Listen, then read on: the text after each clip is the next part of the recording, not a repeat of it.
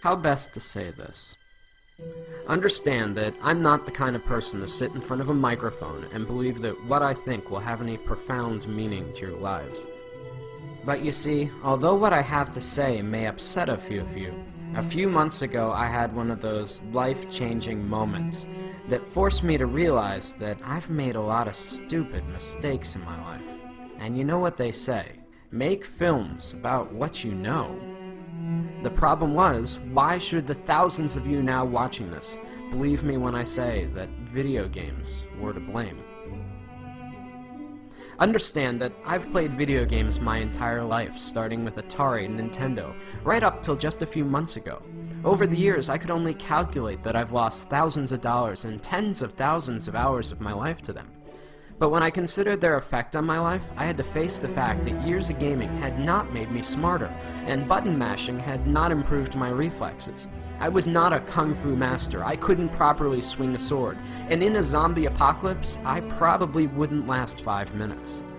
We often forget that video games are entertainment. That means beyond making you feel good, they have no lasting value. Regardless of how important it may feel to you, there is no place on a resume for Xbox achievements. The real pain behind my years of video game addiction was that I never realized their true costs. Sure, it was just a few hours here or there, but over 3 decades, I'm not just sickened now by the amount of my life I've spent, but more so by all the important stuff that I willingly pushed aside to make time for games. For the sake of entertainment, I was willing to give up sleep, health, and ambition. For what? We fool ourselves into thinking that virtual achievements and virtual friends are adequate substitutes for real-life ones.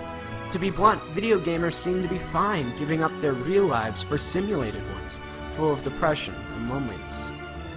I know the true cost of gaming are all those lost years that I could have spent with friends, creating art, or being a better husband. 3 months ago, I had to face the facts that I was alone, overweight, and divorced. If there's a moral to this lecture, it's that as much as we may want one, life does not have continues. For much of my life, I was eager to trade away countless opportunities, friendships, and love for experiences that don't really exist. I guess what I'm saying is, it took me a long time to figure all this out, and along the way, I missed out on a lot of life.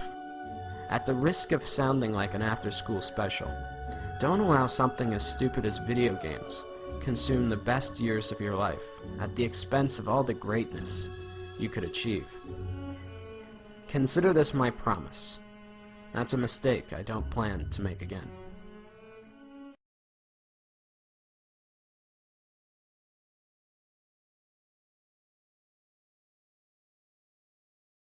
Now, I know a lot of you are going to be angry or confused over the things that I'm saying. Call me whatever names you like, pretentious or not. Understand that while I don't hate video games or the people that make them, I'm still worried about their overwhelming negative effects that they've had on my generation. But halfway through animating this film, I came across a documentary about the Penny Arcade Convention, and that's when it hit me. Healthy gamers do not dwell away on the games, but instead embrace the community.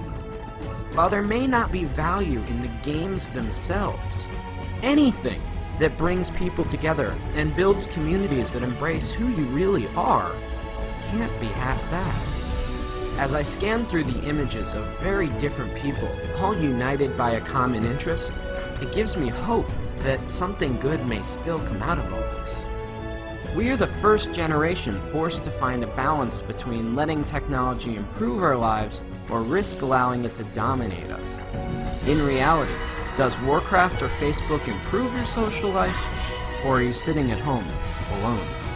Either way, the only thing I know is that I'll never find out sitting alone in front of my TV, and neither will you.